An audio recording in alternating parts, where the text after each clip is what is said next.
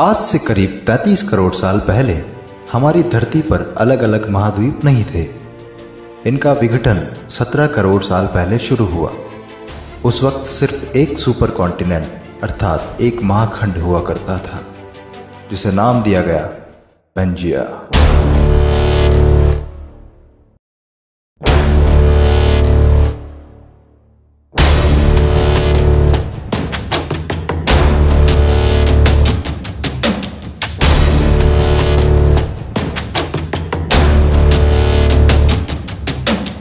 Pangaea के चारों तरफ सिर्फ एक महासागर था, जिसका नाम था पेंथालेसा।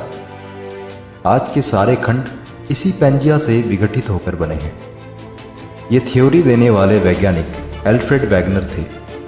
उनका ये मानना था कि उसी वक्त उस महाखंड पर रेंगने वाले जीवों का विकास हुआ। पृथ्वी के गर्भ में लगातार प्लेट्स खिसकती रहती हैं, जिसके चलते धरती पर लगातार बदलाव होते रहते हैं। लेकिन ये बदलाव लाखों या करोड़ों साल बाद दिखाई देते हैं। इन्हीं बदलावों के चलते आज के महाद्वीप का निर्माण हुआ और उनके साथ ही भारत का भी निर्माण हुआ। एल्फ्रेड की थ्योरी के अनुसार प्लेट्स के सरकने से सबसे पहले पेंजिया सुपर कॉन्टिनेंट के दो भाग हुए, जिसके उत्तरी हिस्से को लॉरेशिया तथा दक्षिणी हिस्से को गोंडवाना लैंड नाम दिया गया। इन दोनों के डिवाइड होने के बाद बीच में जो महासागर बना, उसे वैज्ञानिकों ने टेथिस नाम दिया। देखिए कैसे आज के भारत, अंटार्कटिका और ऑस्ट्रेलिया जिक्सॉ पजल की तरह आपस में फिट बैठते हैं। पेंजिया से अलग हुए उत्तरी महाद्वीप लॉरेशिया में आज के एशिया, यूरोप और उत्तरी अमेरिका जैसे महाद्वीपों का निर्माण हुआ, जबकि गोंडवाना लैंड में से दक्षिणी अमेरिका, अफ्रीका, ऑस्ट्रेलिया और अंटार्कटिका जैसे महाद्वीप बने। हमारा देश भारत भले ही आज भौगोलिक रूप से एशिया का भाग हो, लेकिन भारत का भूमि भाग उस वक्त वास्तव में गोंडवाना लैंड महाद्वीप का हिस्सा था। आज का अफ्रीका और भारत एक ही प्लेट पर टिके थे। धीरे धीरे अंदरूनी प्लेट्स के सरकने से ये प्लेट्स भी अलग होती गई और भारत की भौगोलिक स्थिति अफ्रीका से अलग होकर धीरे धीरे एशिया की ओर बढ़ने लगी। वो आज के लद्दाख के हिस्से की ओर लगातार बढ़ती रही और एक समय इस प्लेट का एशिया के लद्दाख वाले हिस्से पर टकराव हुआ। यह भी समझना आवश्यक है कि भूगर्भ में जब दो प्लेट्स का टकराव होता है तो भारी प्लेट्स नीचे की ओर सरक जाती है और हल्की प्लेट ऊपर की ओर उठ जाती हैं। उस वक्त भी ऐसा ही हुआ और निर्माण हुआ आज के हिमालय का।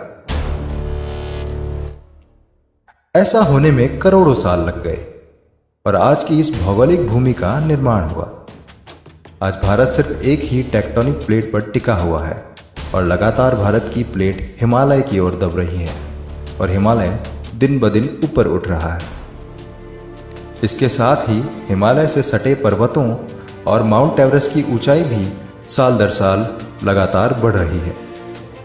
इस थ्योरी को सिद्ध करने के लिए एल्फ्रेड ने यह भी कहा, आज के दिखने वाले सारे महाद्वीप एक दूसरे में फिट हो सकते हैं और आज किसी तरह इन सबको एक किया जाए तो फिर से पेंजिया सुपर कॉन्टिनेंट का निर्माण हो सकता है। चलो, ये तो एक संयोग भी हो सकता है, लेकिन एल्फ्रेड ने विस्तार में जाकर उन महाखंडों की जीव सृष्टि का और प्राचीन खंडों के अवशेषों का अवलोकन किया तो पाया कि विविध अवशेष अलग अलग खंडों में एक समान ही थे।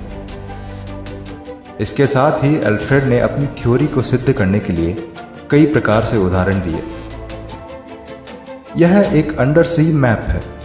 एक तरह के परीक्षण के रूप में हमने यह दिखाना महत्वपूर्ण समझा कि न केवल ऊपरी प्लेट एक साथ ठीक से फिट होती हैं, बल्कि समुद्र के नीचे एक तार्किक और समान पैटर्न में फैलती हैं, जिसे हम मनुष्य आसानी से समझ सकते हैं।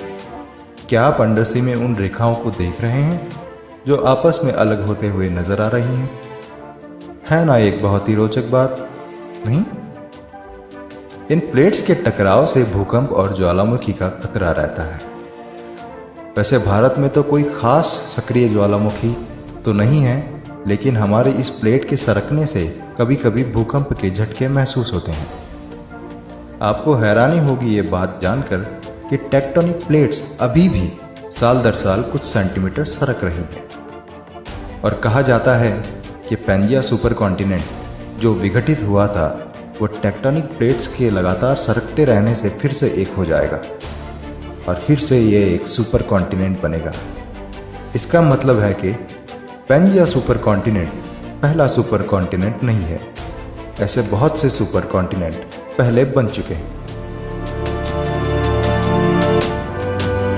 वीडियो पसंद आए तो लाइक कीजिए, शेयर कीजिए और भी रोचक तथ्यों की जानकारी के लिए हमारे चैनल फैक्ट्स फिक्स को सब्सक्राइब करें और बेल आइकन भी दबा दें ताकि आपको रोचक तथ्यों की जानकारी मिल सके सबसे पहले।